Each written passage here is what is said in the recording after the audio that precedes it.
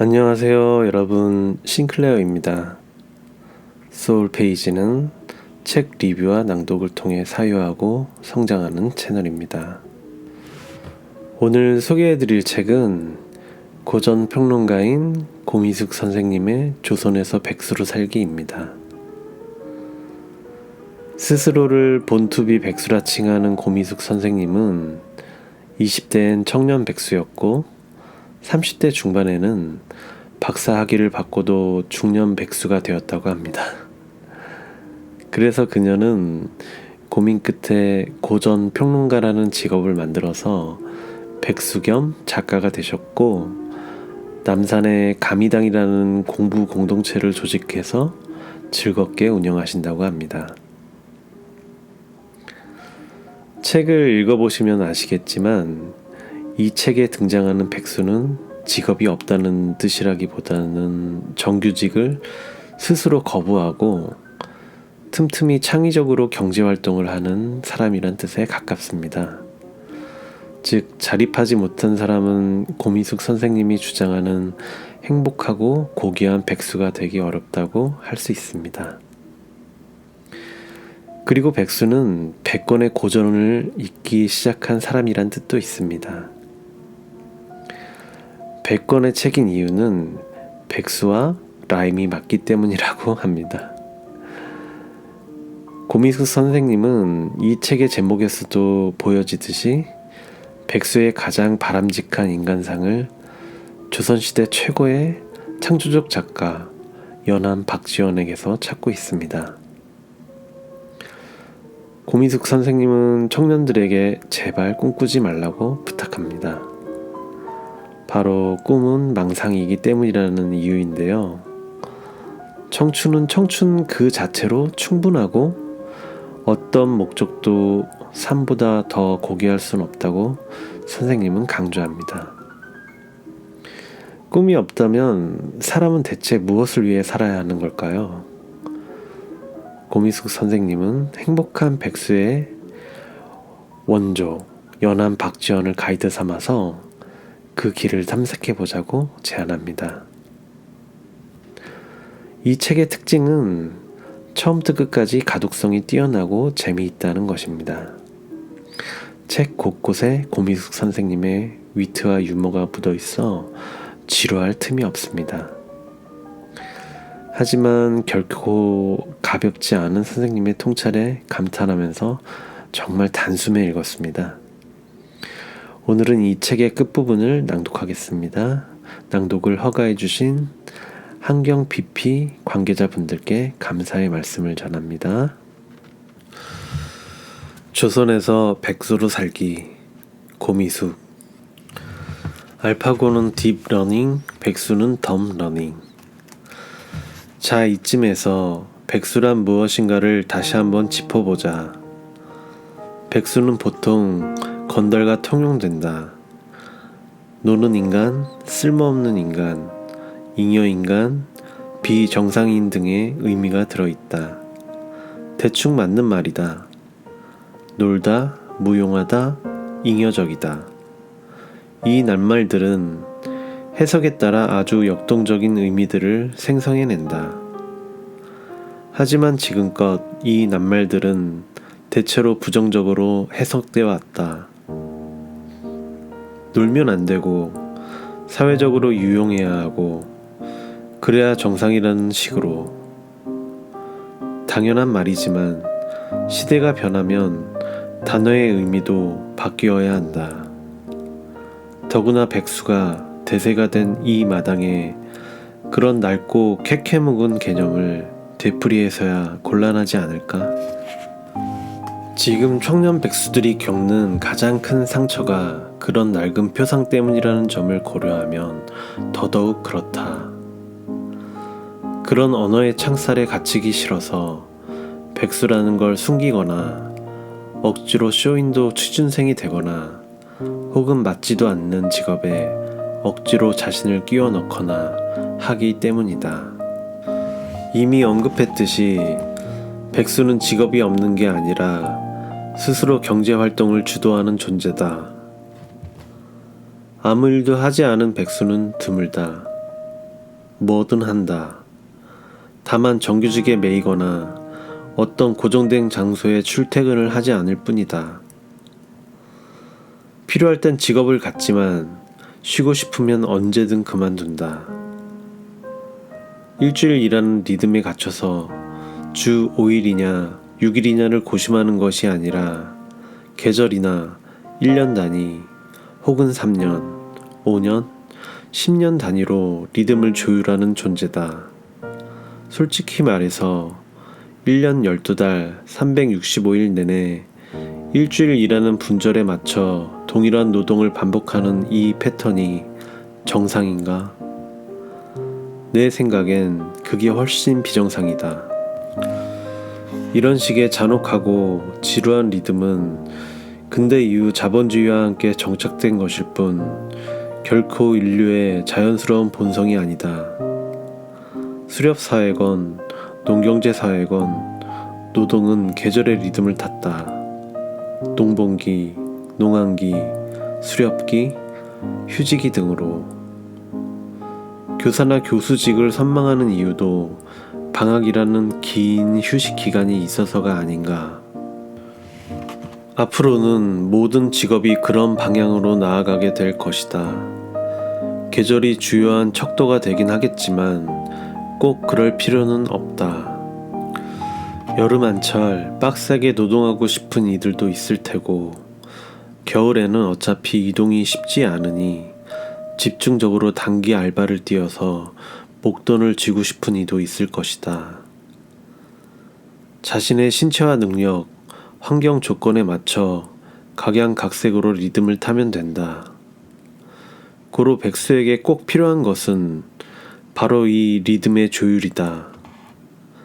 활동만 그런 것이 아니라 우정과 사랑, 기타 인간사 전부가 그러하다.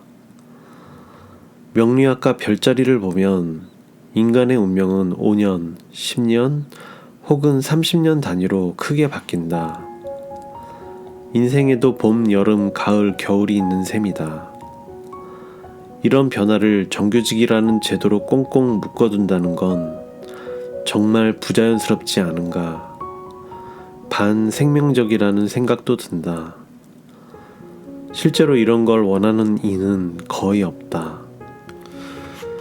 그럼 어떻게 해야 자기만의 리듬을 창조할 수 있을까? 일단 자신의 몸에 내재한 고유한 리듬을 알아야 한다. 자신을 아는 만큼 타자를 이해할 수 있다. 그리고 그 상호작용이 존재와 세계에 대한 인식의 확장으로 나아갈 수 있다. 이건 대학에서도 배우기 어려운 것들이다. 대학은 결코 이런 내용을 알려주지 않는다. 대학의 울타리를 벗어나고 정규직을 포기한 백수만이 이런 공부를 할 수 있다. 아니, 백수가 되는 순간 이런 갈망이 마구마구 솟아난다. 심지어 이런 공부를 하고 싶어서 잘나가는 정규직을 가차없이 때려치우는 경우도 있다. 백수가 주력해야 하는 지점이 바로 여기다. 해서 백수가 해야 할 가장 핵심적 활동은 독서다. 아니, 읽는 활동이라고 하는 게 더 적절하다. 읽기는 가장 근원적이고 본질적인 행위다. 당연히 책이 중심이다. 하지만 읽다 보면 세상 모든 것이 텍스트라는 것을 알게 된다. 아니, 그 이전의 삶 자체가 읽기다. 시간의 변화를 읽고, 공간의 차이를 읽고, 욕망의 흐름을 읽고, 타인의 마음을 읽고 또 읽는다. 그러다 보면 이 세계가 온통 책이고 우주가 거대한 도서관임을 느끼게 되리라. 얼마나 경이로운가. 이 경이로움을 느끼면 누구든 책을 삶의 중심에 놓게 된다. 아니, 읽지 않고는 못 베기게 된다. 얼마나 읽으면 될까? 일단 100권을 목표로 하라. 왜 100권이냐고? 백수니까. 여기서 100권은 숫자 100에 한정되지 않는다. 100은 완전수다. 자신을 지키고 완성할 때까지 읽는다고 생각하면 된다. 지식이 화폐적 수단이 아니라 존재를 바꿀 때 그것을 수행이라고 한다. 쿵푸 팬더에도 나오지만 공부의 최고 경지도 다름 아닌 수행이다.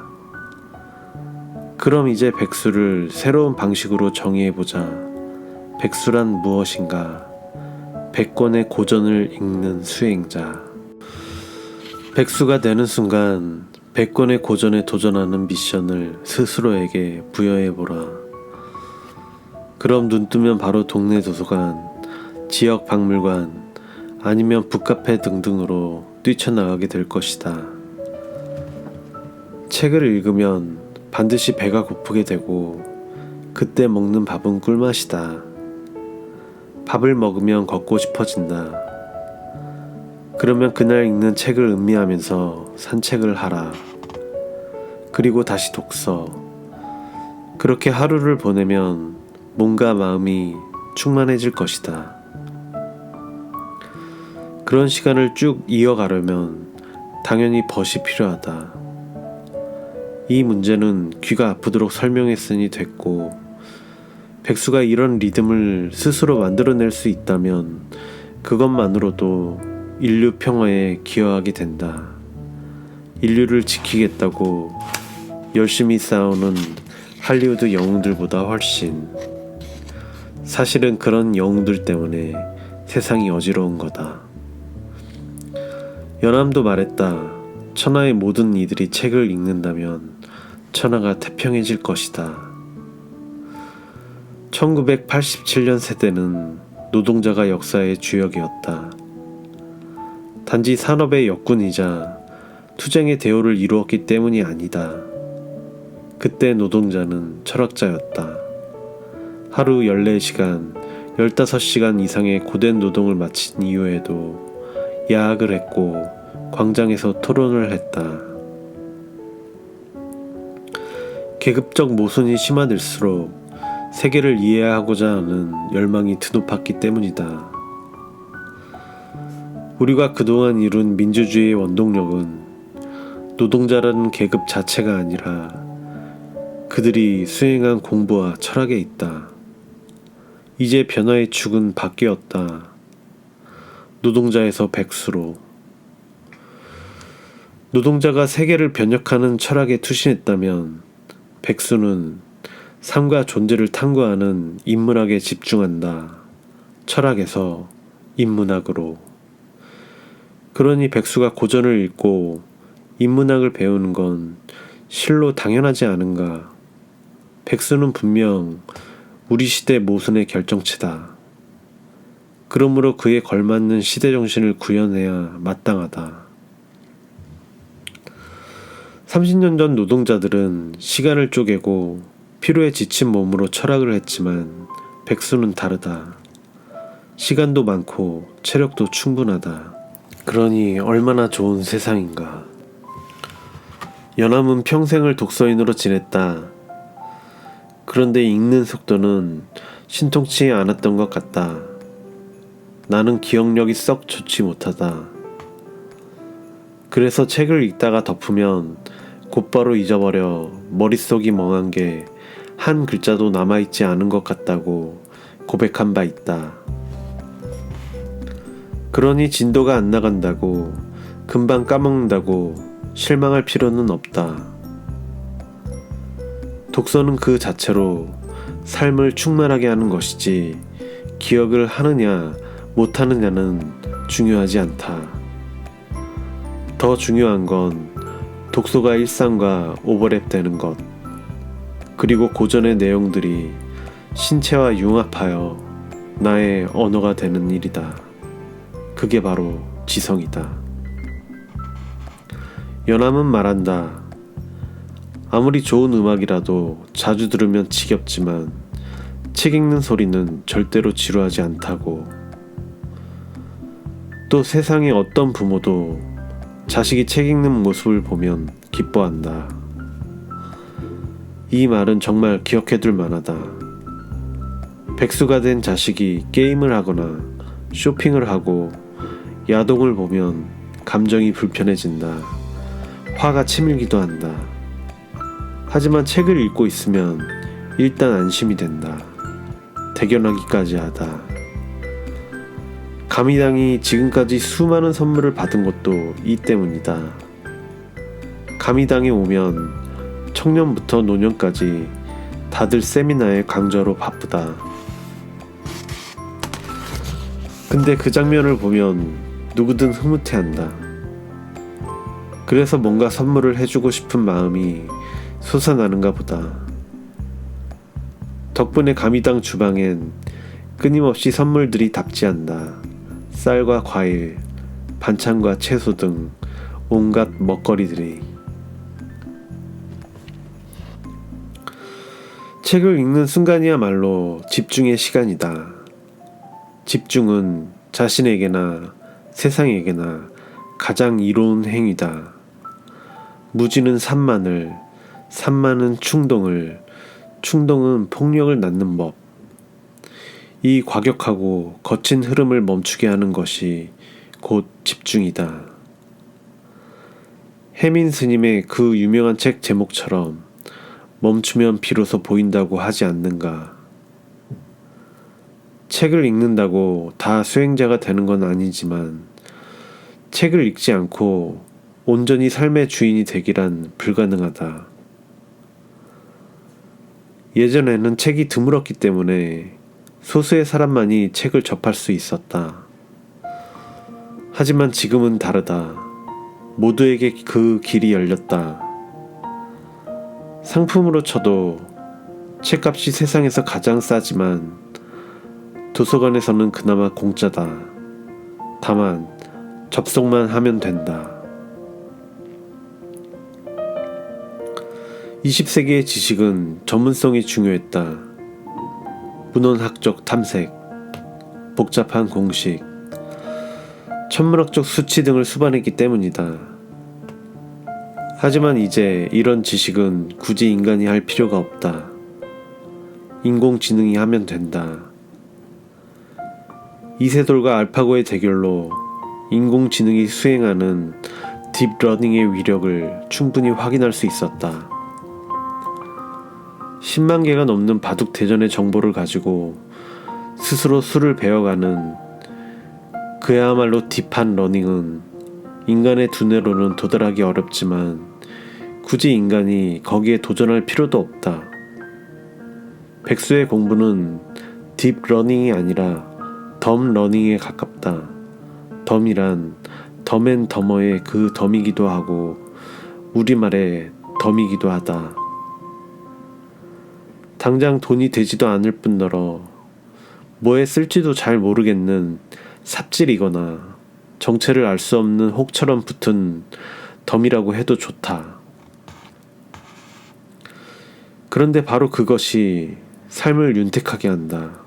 세상을 유쾌하게 만든다. 오염에 찌든 대기를 청정하게 한다.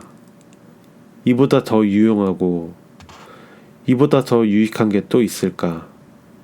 그러니 딥러닝은 알파고에게 맡기고 백수는 덤러닝을 하는 걸로 백권을 독파하는 그날까지 슬기로운 삽질을. 하루가 일생이다. 삶의 목적은 삶 그 자체. 어차피 죽을 건데 대체 왜 사는지 모르겠어요. 삶의 이유를 못 찾겠어요. 천공스쿨 수업 때 한 청년이 한 질문이다. 이런 말을 들으면 기성세대는 역시 경제가 문제야. 우리 때는 더했어. 배가 불렀구나. 등등의 반응을 하게 된다. 하지만 그런 코멘트처럼 진부한 것도 없다. 하나마나한 말일 뿐더러 문제를 대충 뭉개려는 의도가 느껴져서다. 내가 이런 질문들에 주목하게 된 건 현대인들의 뇌리에는 목표에 대한 집착 혹은 신앙 같은 게 있구나 하는 걸 감지했기 때문이다. 인생에는 높고 큰 목표가 있어야 하고 그걸 위해서는 온갖 역경과 시련을 견뎌내야 한다. 발단, 전개, 절정, 대단원으로 이어지는. 하지만 이것은 20세기 근대가 설정한 가상 시나리오일 뿐이다. 산업혁명 이후 서양이 동양에 도래한 이래 사람들의 삶에는 아주 뚜렷하고도 거창한 목적이 있어야 한다는 생각에 사로잡히게 되었다. 그게 대를 이어 지금의 청년들에게도 고스란히 주입된 것이다. 화폐와 성공을 향해 달려가게 했던 꿈, 담론 역시 그 통속적 버전의 하나다. 그럼 서양 근대가 설정한 이른바 거창하고 원대한 목표들을 한번 되새겨보자. 국가, 혁명, 민족, 가족, 예술론, 예술애. 대강 이 정도다.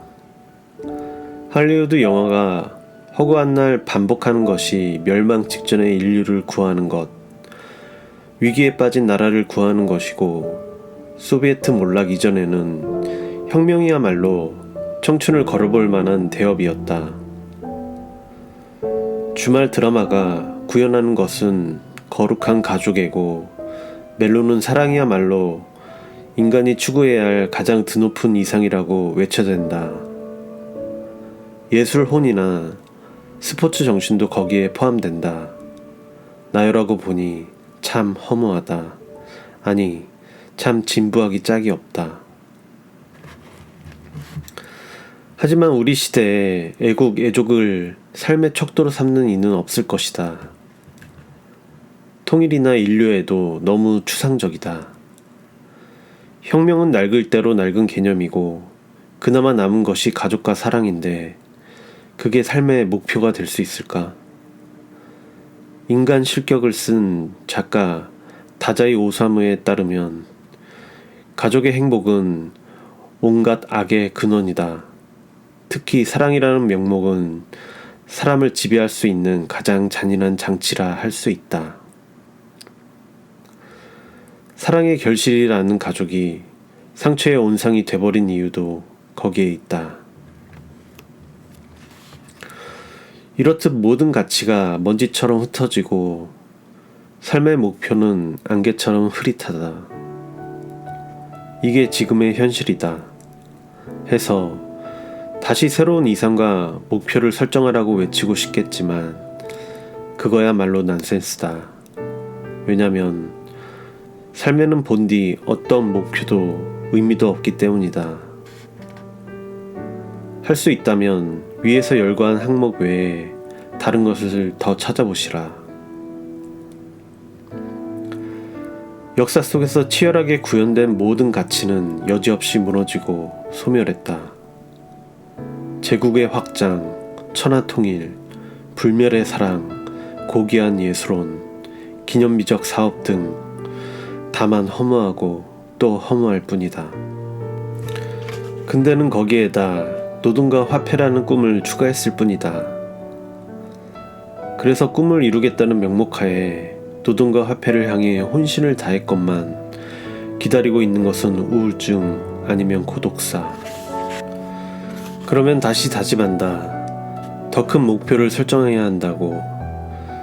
그래서 목표를 찾는 이는 그걸 이루기가 너무 어렵다고 아우성이고 찾지 못한 이는 또 살아갈 가치가 없다고 단식한다. 그러므로 가장 시급한 일은 이 전제 자체를 뒤집는 것이다. 꿈이나 목표 따위는 없다. 반드시 이루어야 할 사명 따위란 없다. 삶에는 본디 어떤 의미도 없다. 삶은 오직 사는 것 그 자체만이 목표다. 살다 보니 돈도 벌고 만나고 헤어지고 창작도 하고 정치도 하는 것이지 그 반대는 절대 아니다. 돈을 벌기 위해, 사랑을 위해, 예술을 위해, 정치적 이념을 위해 그렇게 목표 지향적으로 살다 보면 결론은 허무다. 그 자체가 망상이기 때문이다. 데뷔 50주년을 맞이한 조용필이 한 인터뷰에서 말했다. 최고, 최다, 최장 등 온갖 기록을 다 가지고 있는데 앞으로는 어떤 기록에 도전하고 싶냐는 질문에 난 뭔가에 도전한 적이 없다. 그저 음악이 좋아서 하다 보니 그런 기록을 갖게 된 것일 뿐이라고. 맞다. 그것이 삶이다. 그것이 인생이다. 21세기는 그런 점에서 참 축복이다. 그동안 인간이 매달렸던 모든 가치들의 무상함을 적나라하게 보여주고 있어서다. 디지털은 정보의 바다다. 거기에는 시작도 끝도 없고 중심도 변방도 무색하다. 어디서든 접속할 수 있고 언제든 시작할 수 있다. 누구와도 연결될 수 있고 무엇이든 만들 수 있다. 이 거대한 파노라마에서 시비, 선악, 우열의 분별은 무의미하다. 다만 변화무쌍한 흐름만이 있을 뿐. 태평양이 그렇고 동해가 그러하듯이 2500년 전 공자, 부처, 노자는 이미 그런 경계에 도달했다. 이 현자들은 우리에게 무엇을 성취하라고 하지 않았다. 목표를 향해 달려가라고 하지 않았다. 세상을 이롭게 하겠다며 혁명에 투신하라고 하지 않았다. 그들이 말한 바 진리는 자유와 해방이다. 그것은 어떻게 이루어지는가? 타자를 정복하는 것이 아니라 교감함으로써, 자연을 착취하는 것이 아니라 공존을 꾀함으로써, 적을 이기는 것이 아니라 자기 자신을 넘어서는 것으로서. 그러기 위해서 비우고 버리고 내려놓아야 한다. 모든 가치와 표상을. 사람들이 꿈이라고 말하는 것들을, 시대가 이상이라고 주장하는 것들을 너무 시시하다고? 아니다. 이거야말로 원대한 지평이다. 모든 이상과 가치에 대해 근원적인 질문을 던질 수 있으므로. 삶은 바로 이 지평선을 향해 달려가는 것이다. 지평선은 결코 도달하지 못한다. 다만 나로 하여금 달려가게 할 따름이다. 시공의 무상한 변화와 더불어 그 흐름에 몸을 맡기는 것으로서의 삶. 그것이면 충분하다. 연암의 여행도 이러했다. 애초에 목적지는 열화가 아니었다. 가다 보니 길이 열화로 이어졌을 뿐이다. 또 길을 떠나면서 어떤 전제도 목표도 설정하지 않았다. 다만 마주치는 모든 것들과 접속하고 공감했을 뿐이다. 열화로 가는 막바지 고비, 무박 나흘의 행군을 거쳐 마침내 고복구 장성을 넘어 하룻밤에 9번 강을 건너는 시간이 도래하였다. 목숨이 오락가락하는 그 순간에 연암은 마침내 도를 깨닫는다. 지금부터는 열하일기의 인용입니다. 나는 이제야 도를 알았다. 명심이 있는 사람은 귀와 눈이 마음에 누가 되지 않고, 귀와 눈만을 믿는 자는 보고 듣는 것이 더욱 섬세해져서 갈수록 병이 된다. 지금 내 마부는 말에 밟혀서 뒷술에 실려 있다. 그래서 결국 말에 재갈을 풀어주고 강물에 떠서 안장 위에 무릎을 꼰 채 발을 옹성그리고 앉았다. 한번 떨어지면 강물이다. 그땐 물을 땅이라 생각하고, 물을 옷이라 생각하고, 물을 내 몸이라 생각하고, 물을 내 마음이라 생각하리라. 그렇게 한번 떨어질 각오를 하자 마침내 내 귀에는 강물 소리가 들리지 않았다. 무릇 9번이나 강을 건넜지만 아무 근심 없이 자리에서 앉았다 누웠다. 그야말로 자유자재한 경지였다. 자, 다시 고미숙 선생님의 글입니다. 물을 땅이라 생각하고 물을 옷이라 생각하고 물을 내 몸이라 생각하고 물을 내 마음이라 생각하리라. 여기가 핵심이다. 물과 땅, 물과 옷, 물과 몸, 물과 마음. 이 사이를 가로막는 적대적 이분법을 넘어 혼용이 일어나는 순간이다. 그때 온몸에 퍼지는 자유와 해방감. 이 파동이 곧 도이고 지혜다. 삶에는 목적이 없지만 방향은 있다. 연암이 도달한 이 경지가 바로 그것이다. 누구든 이 경지를 향해 나아가야 한다. 비우고 내려놓고 교감하는 그 지평선을 향해 나아가는 것이 삶의 진수다. 오직 그뿐이다. 그리고 이럴 때 비로소 삶이 제 모습을 찾을 수 있다. 그러면 어떻게 해야 할까? 간단하다. 지나간 것에 매이지 않고 오지 않는 것에 떨지 않으면 된다. 그러면 지금 여기를 살아갈 수 있다. 삶은 오직 현재뿐이다. 현재 안에 과거와 미래가 동시적으로 구현되기는 하지만 결국 삶의 현장은 오늘이다. 그 누구도 어제를 살 수 없고 내일을 살 수 없다. 태어나는 것도 그 어느 오늘이고 죽는 것도 그 어느 오늘이다. 그렇다면 오늘 하루를 어떻게 사느냐가 인생 전체를 가늠하는 지렛대다. 따지고 보면 그렇다. 우주의 리듬이 사계절이라면 인생도 봄, 여름, 가을, 겨울이다. 마찬가지로 하루도 봄, 여름, 가을, 겨울이다. 해 뜨는 아침이 봄이면 한낮이 여름이고 오후는 가을, 해질녘부터 밤은 겨울이다. 인생의 압축 파일, 오늘 하루. 결국 오늘 하루의 리듬이 인생 전체를 좌우한다. 좋은 삶을 원하는가? 그렇다면 오늘 하루에 온전히 집중하라. 오늘 하루를 멋지게 살라. 그 하루들이 모여 일생이 된다. 백수는 시험을 위한 공부는 거부한다. 스펙을 쌓는 우매한 짓거리는 더더욱 하지 않는다. 하지만 늘 뭔가를 배운다. 백수는 노는 사람이다. 동시에 배우는 사람이다. 놀면서 배우고 배우면서 논다. 뭘 배우냐고? 인생을 배우고 세상을 탐구한다. 세상이 스승이고 인생이 학교다. 네버엔딩 쿵푸. 하여 이 알매의 지평선은 무한하다. 결코 끝나는 법이 없다. 이 지평선을 향해 나아가다 보면 마침내 알게 되리라.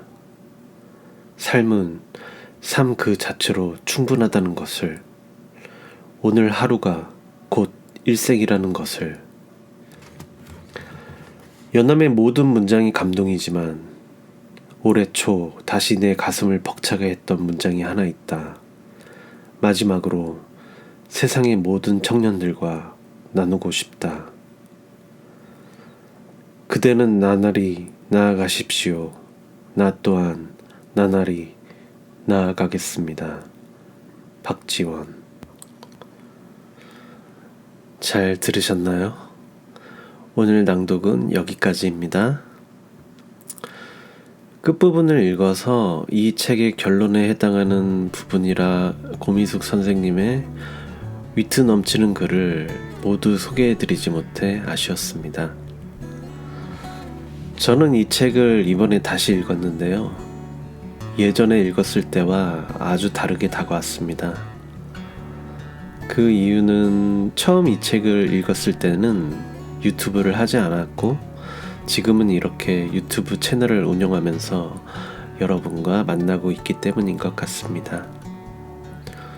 저는 백수로 오랜 세월을 살았고 또 이렇게 책을 중심으로 살고 있기에, 그리고 화폐의 생산가는 거리가 먼 삶을 살기에 고민숙 선생님의 통찰이 깊이 와닿았습니다. 언젠가 유튜브 채널에서 고독사한 청년들의 그 고립된 슬픈 거주지를 청소하시는 분들의 이야기를 본 적이 있습니다. 그 중에 한 극단적 선택을 한 청년의 그 방에 벽에 붙어있는 포스트잇이 제 기억에 뚜렷이 남아 있습니다. 거기에는 이런 메모가 적혀 있었습니다. 새는 알을 깨고 나온다. 알을 깨고 나온 새는 신을 향해 날아간다. 또 이런 메모도 있었습니다. 내가 분노를 조절하는 이유는 남을 살리고 나를 살리기 위해서다. 그 청년과 비슷한 고립된 환경에 살아본 저는 그 청년이 무엇을 말하는지 바로 알 수 있어서 너무나 마음이 아팠습니다. 어느 순간 방황하던 그의 분노는 실패하고 무기력한 자신을 향해 돌진했고 아무도 그것을 막지 못한 것 같았습니다. 이 책을 읽으면서 생각하면 생각할수록 우리는 온전히 존재하는 방법을 배운 적이 없다는 생각이 들었습니다. 어릴 때는 공부와 대학이 세상의 전부인 것처럼 학생들을 오로지 공부로 평가했고, 대학에 가서는 취업과 결혼이 삶의 성패를 저하는 무엇이 되어 궤도에서 벗어났다는 생각이 들면 한없이 불안했습니다. 취업 후에는 아파트 마련과 자녀들의 사교육비에 매몰되어 당장이라도 멈추면 그대로 낭떠러지에 추락할 것 같은 그런 기분에 빠져들기도 합니다.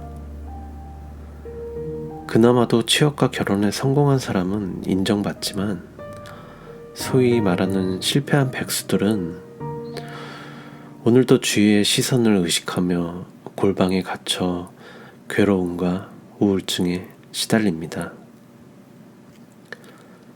현대의 우리 교육은 일관되게 자신과 친해지고 사랑까지 나아가는 방법을 가르치지 않습니다. 즉, 자신이 이 세상의 수많은 색깔 중에서 어떤 색으로 존재해야 하는지를 문제 삼지 않습니다. 아니, 오히려 앞으로 더 나아가기 위해, 성적을 높이기 위해 자신에게 한없이 엄격하라고 부추기는 사람들은 정말 많았습니다. 성적이 향상되면 미래 배우자의 얼굴이 바뀐다는 말이 우프게 떠오릅니다. 하지만 고미숙 선생님의 말처럼 우리는 모두 언젠가 백수가 될 운명입니다. 어떤 백수가 될지는 우리의 선택에 달려 있습니다.